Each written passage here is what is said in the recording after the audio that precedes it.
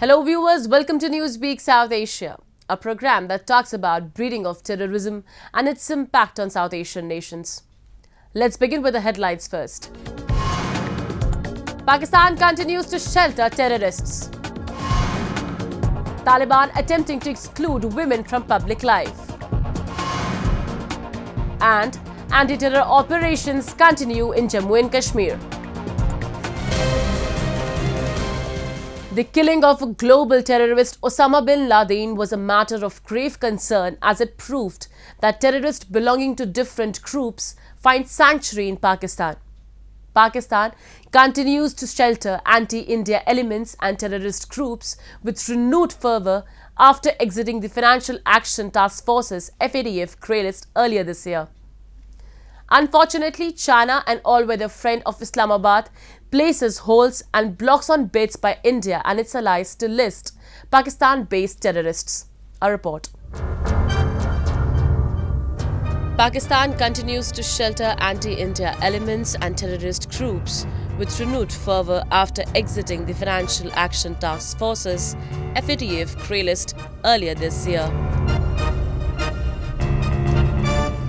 A media report has said that soon after Pakistan exited the grey list of the FATF, terrorist group Jaish-e-Mohammed began a large-scale construction work near its headquarters in Bawalpur. Jaish-e-Mohammed is engaged in construction work at its sprawling Jama-e Masjid Subhanallah headquarters in Bawalpur. Pakistani authorities have consistently claimed that Seminari has no link with the terrorist group that plotted and carried out the Pulwama blast in 2019 and the attacks on the Indian Parliament in 2001 and was also the main orchestrator of the attacks on Pathankot Air Base in 2016. In the Kargil War and many other such instances, Pakistan has disowned its officers and soldiers who have been either caught by the Indian Army alive or they have been killed by the Indian Army. This is because Pakistan as a nation was created on the foundation of hating India. And when such news reaches the Pakistani media and the Pakistani people, it is a loss of face for the Pakistani establishment, including its army. Hence, to protect its image as a strong nation, Pakistan disowns its officers and soldiers who have been either killed or captured alive by the Indian Army. There is a general consensus among security experts that many of these UN-designated terrorists run sham charity organizations that act as a facade to collect funds that ultimately are used to promote terrorism and Islamic radicalization. These terrorists enjoy the patronage of Pakistan's security agencies who use these outfits as their proxies. The United States has identified Pakistan as a base of operations of numerous armed non-state terrorist groups, some of which have existed since the 1980s. According to the Congressional Research Service, notable terrorists and other groups operating in Pakistan are of 5 broad but non-exclusive types. They include globally oriented, Afghanistan-oriented, India-oriented, domestically oriented and sectarian, that is, anti-Shia.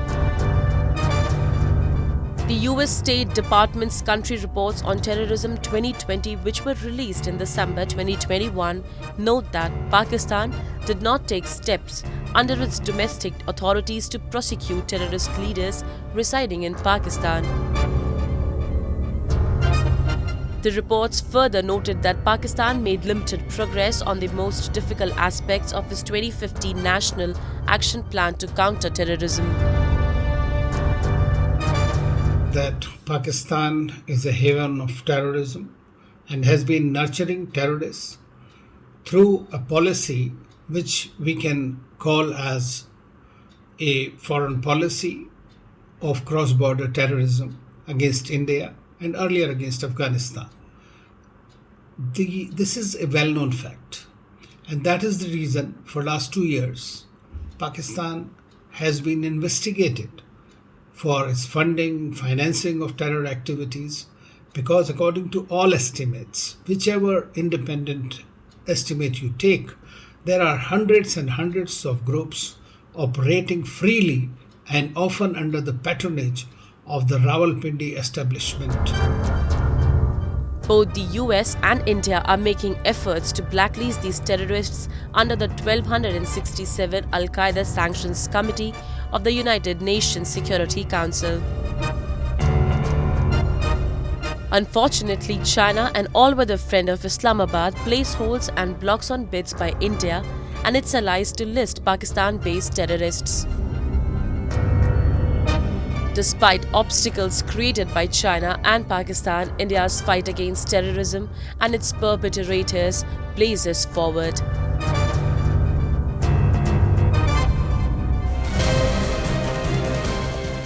Balochistan, the largest and the resource-rich province, is plagued by rampant human rights violations, including arbitrary detentions, enforced disappearances, and brutal killings.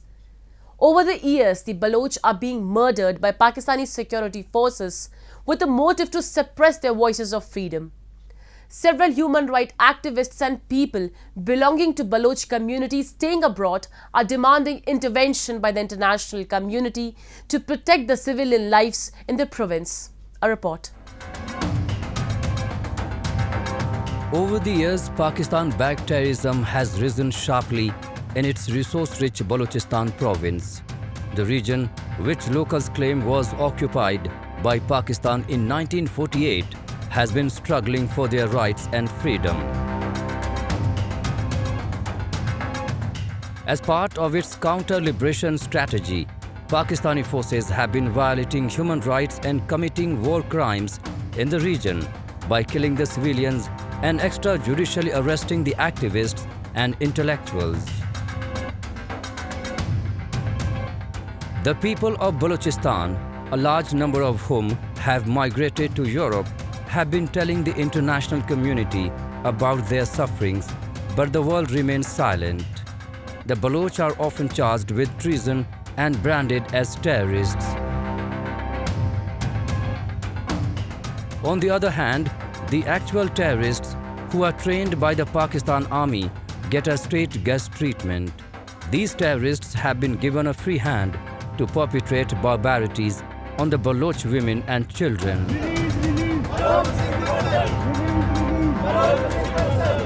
Enforced disappearances continue to be a major political issue in Central and South Asia.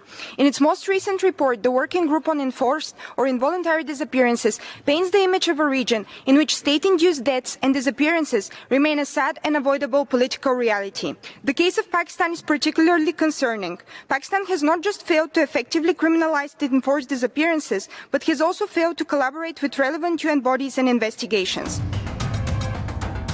Enforced disappearances in Balochistan have been a long strain on Pakistan's human rights record. The use of enforced disappearance by Pakistani security agents continues to play a significant part in their attempt to quell Baloch self-determination and constitutes a major human rights violation against the people of Balochistan. According to recent figures released by the Commission of Inquiry on Enforced Disappearances in July 2022, a total of 8,696 missing person cases have been reported, while 6,513 of these cases have been solved. 2,219 are still pending. Demonstrations against targeted killings and fake encounters are often held in Balochistan and in Western countries. While holding placards and banners chant slogans against inhuman atrocities in Pakistan, they urge the international community to speak out against the genocide, as the silence of the world community is giving impunity to Pakistan. Every day Pakistan abducts 2 or 3 people from Balochistan, particularly the students, and also it includes the enforced disappearances, includes women, children, even elderly people, and they are subject to enforced disappearance by Pakistan Army and its secret intelligence. And they go missing for years and years and years. Their whereabouts are unknown to the people of Balochistan. There is a complete media blackout in Balochistan. While thousands of Balochs have been abducted and disappeared since its illegal occupation, hundreds of others have been eliminated in the line of Pakistan's kill and dump policy. It is a tool by the Pakistani state to silence the oppressed people of the poor province. Families of the disappeared people suffer significant harm. They live with continuous uncertainty about the fate or whereabouts of their loved ones. Some of these missing persons' relatives have passed away with the pain and suffering in their chests, but their loved ones have never returned back to them, and they died waiting.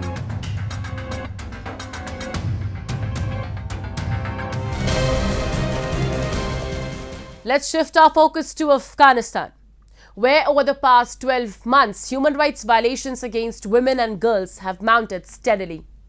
Despite that women would be allowed to exercise their rights within Sharia law, including the right to work and to study, the Taliban has systematically excluded women and girls from public life. A report. 13-year-old Zainab should have been shopping for a new school uniform this autumn.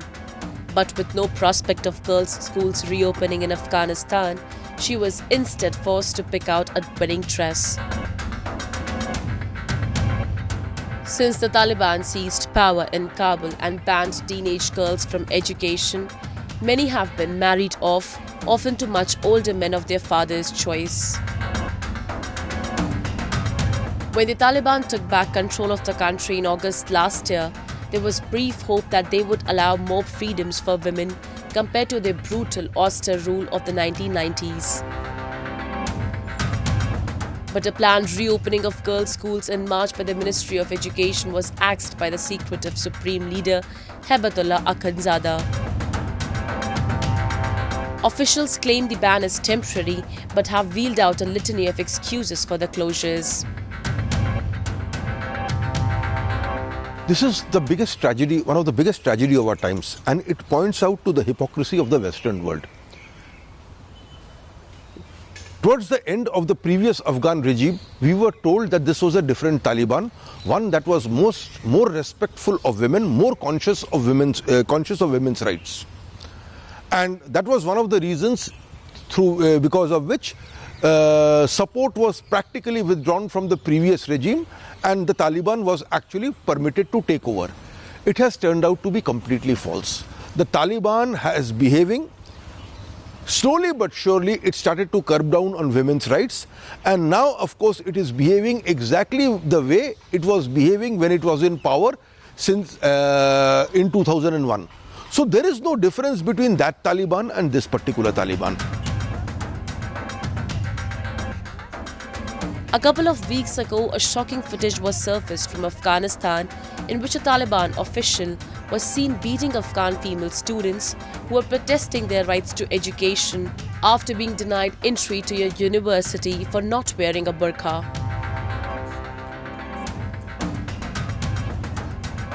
Afghanistan is the only country in the world where girls are banned from going to high schools and effectively banned from political participation. Today, the Taliban group have imposed a primitive government with harsh rules, erasing centuries of female progress. The hardliners have denied millions of women the right to an education, fired tens of thousands of women from government jobs, and outlawed their businesses and various sorts of activism.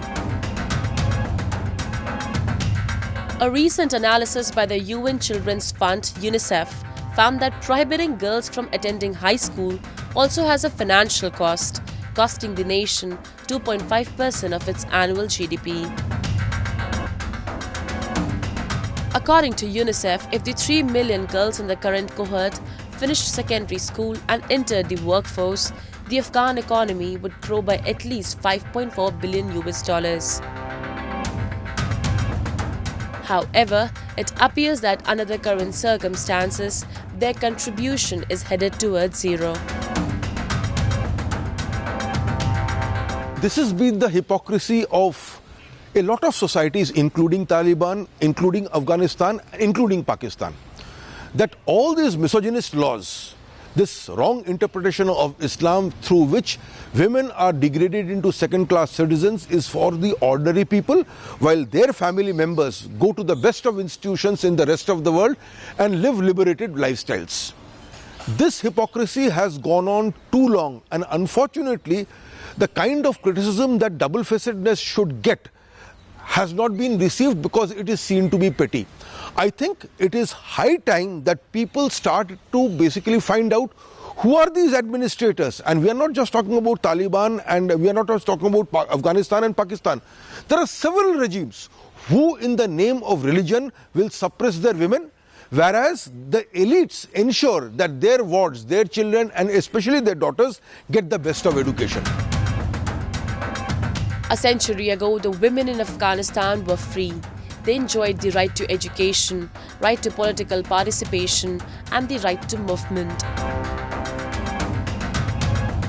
However, today's Afghan women no longer even have the right to life. Notably, the situation of human rights in the war-torn country has worsened since the Taliban came to power in August last year. As per the recent report of Gallup's Law and Order Index, Afghanistan has been ranked as the least secure country in the world. Furthermore, the country remains in the grip of deep humanitarian and economic crisis. Acute malnutrition is spiking across the country, and 95% of households have been experiencing insufficient food consumption and food insecurity. People in Afghanistan had hoped for peace and an end to conflicts to better their lot, but not at the expense of losing the accomplishments of the previous 20 years.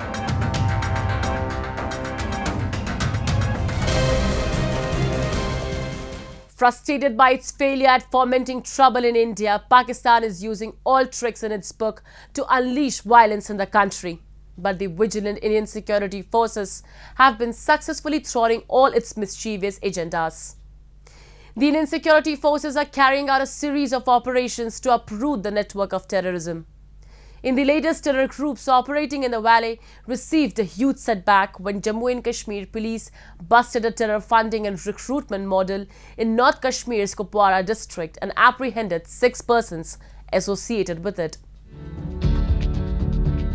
The Indian security forces are carrying out a series of operations to uproot the network of terrorism. In the latest, terror groups operating in the valley received a huge setback when Jammu and Kashmir police busted a terror funding and recruitment model in North Kashmir's Kupwara district and apprehended 6 persons associated with it. Acting on a piece of specific information regarding the presence of terrorists in the area, Jammu and Kashmir police and security forces launched a joint cordon and search operation in the area. According to police officials, the module was being coordinated by Pakistan-based handlers to aid the operations of Tehreek-ul-Mujahideen in North Kashmir. The modus operandi of the group was to go to different villages and conduct events and gatherings under the garb of an NGO and collect money by asking for charity and also scout for potential soft targets as recruits. आज मैं आपको ये बताना चाहता हूँ कि एक बहुत बड़ी कामयाबी के तहत कुपवाड़ा पुलिस 21 RR और 47 RR ने एक टेरर मॉड्यूल जो कि यहाँ पे नॉर्थ कश्मीर में पर्टिकुलरली एक तो टेरर एक्टिविटीज़ करने के लिए कुछ लड़कों को तैयार कर रहा था और ख़ुद भी वो इस ताक में थे कि वो कोई टेरर एक्ट करें और इसके अलावा जो फंड रेज कर रहे थे टेररिस्ट ऑर्गेनाइजेशंस के लिए, वो यहाँ पे काम कर रहे थे। उसमें अभी तक हमने 6 लोगों को गिरफ्तार किया है। Jammu and Kashmir has witnessed a rapid development after the abrogation of Article 370. There has been a decline in terror-related incidents and cross-border infiltration since then. However, in the past few months, many terrorist troops backed by Pakistan are trying to infiltrate in the Kashmir Valley to disrupt harmony in the region. Particularly, terror groups such as Lashkar-e-Taiba and Jaish-e-Mohammed have been the Pakistani establishment's preferred tools towards fighting India in Kashmir. Recently, security forces in the region neutralized a Jaish terrorist in Shopian district. The terrorist was identified as Kamran Bhai alias Harnees. Indian security forces are being extremely successful. If you look at the overall terror attacks, they are down very significantly. We can't prevent every terror attack everywhere. That is physically impossible. Remember, America, for all its sophistication, and the USSR, for all its brute strength, could control Afghanistan. When you have a terror situation like this, the aim of the terrorist is to provoke an overreaction by the state, resulting in the deaths of large numbers of civilians, which essentially plays into their agenda. Now, you can't do that, obviously, because these are our people. And in that situation, you're going to have a few terrorist attacks every year. There's nothing you can do to stop it. Unfortunately, this is the reality of it. So, on balance, we're doing pretty well dealing with this. While Jammu and Kashmir is trying to return back to normalcy, Pakistan intensifies its efforts to create havoc in the region. The country has always fought with varying degrees of intensity to destabilize India, wreck its unity, and challenge its integrity, and this approach is unlikely to change. However, the Indian security forces are fully committed to bring peace in Jammu and Kashmir and have stepped up their attempts to eradicate terrorism from the valley. As recently, there have been many operations across Jammu and Kashmir in which several terrorists have been neutralized, in which many of them were foreign nationals.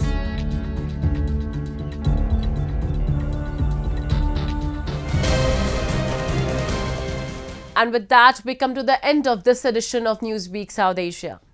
We will be back next week with more news, views and analysis from the subcontinent. Meanwhile, do keep writing to us at nwsa@anin.com. This is Shivangi Mishra signing off on behalf of the entire production team of Newsweek South Asia. Goodbye and take care.